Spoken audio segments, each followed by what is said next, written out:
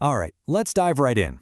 Today, we're taking you inside a cybersecurity command center to see what really happens minute by minute when those digital alarms start blaring. It's a super high-stakes world, and we're going to walk you through a simulation of what it's like in the hot seat. So, have you ever actually wondered about that? It's not always like the movies, with all the frantic typing and walls of green code. It's a lot more like a tense detective story. And today, we're going to walk through exactly that. So let's start by setting the scene. Okay, first things first, let's talk about our setting, the Cyber Command Center. This is the absolute nerve center for all cyber defense operations. This is where the battle is won or lost. And that command center has a name, the Security Operations Center, or as you'll hear it called, the SOC. The best way to think of it is like a digital air traffic control tower. It's staffed 24/7 by analysts whose entire job is to watch the company's network, hunt for anything suspicious, and jump into action the second something looks wrong. And this quote right here, this really gets to the heart of modern cybersecurity. The goal isn't to build some impenetrable fortress anymore. That's basically impossible. The real mission today is all about resilience. It's about making sure that when an attacker inevitably gets in, they are found fast, they're dealt with, and the whole organization learns from it to get even stronger. So who are the people working inside this command center? Well, it's not just one big group of people.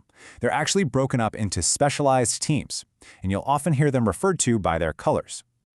At a really high level, you've got three main players. You've got the blue team. They're the defenders, the ones on the wall.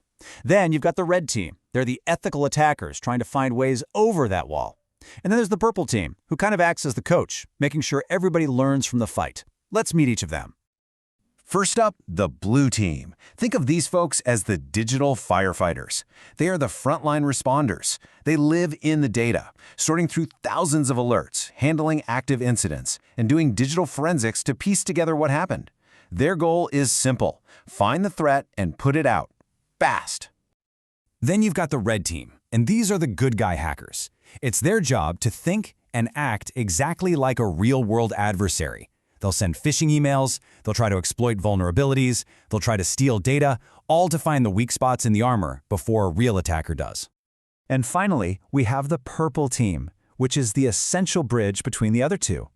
The purple team takes the attack methods discovered by the red team and the defense tactics used by the blue team and basically merges them. Their goal is to make sure that for every clever trick an attacker uses, a rock-solid defense is built to stop it. All right, we've met the players. Now it's time to see them in action. Let's kick off our attack simulation. So our target is a big e-commerce company. But here's the important part. They have a hybrid setup. That just means their computers and their data are spread out between their own data centers and public clouds, like Amazon or Microsoft. And let me tell you, that kind of complexity is a defender's nightmare and an attacker's dream. And there it is, the first sign of trouble. An automated alert fires off. Someone is trying to brute force their way into an account, and it's coming from an unusual location. Right now, could it be a real threat, or is it just noise? You can bet the blue team is watching very, very closely. Okay, then this happens. A second alert, and this one is much more serious. A server in the cloud is suddenly blasting a huge amount of data to some unknown place on the internet. This is a massive red flag for data theft. It's basically the digital version of a getaway truck speeding away from the bank. And then, the final piece of the puzzle drops.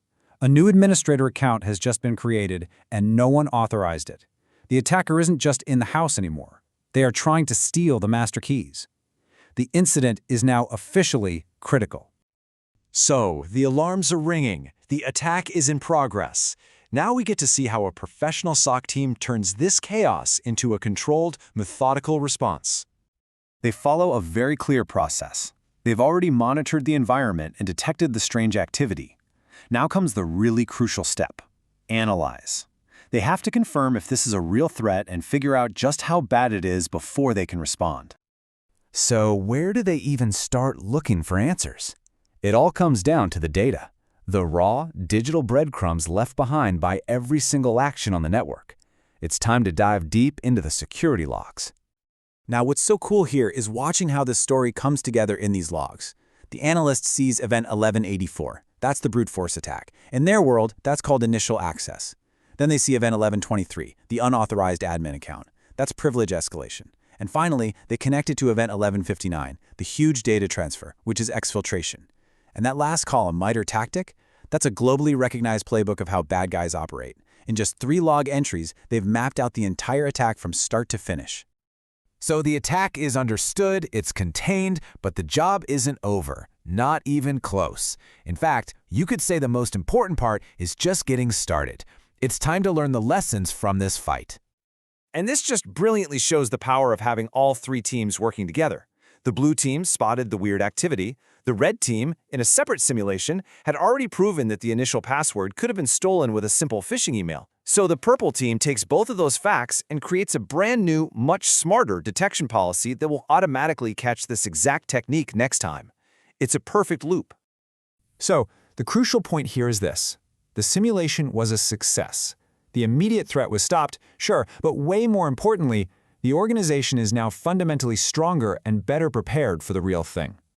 And this all leads to concrete, real-world improvements.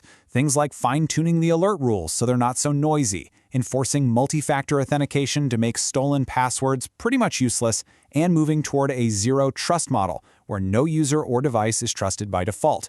These are the real prizes you win in the war room. We'll leave you with this final thought. As all our security tools get smarter and automation gets more and more powerful, you have to ask, what's the role of the human analyst? Today's simulation showed that while the tools provide the data, it's the analyst's intuition, their gut feeling, that connects the dots and tells the story. Maybe the future isn't one or the other, but a seamless partnership between them.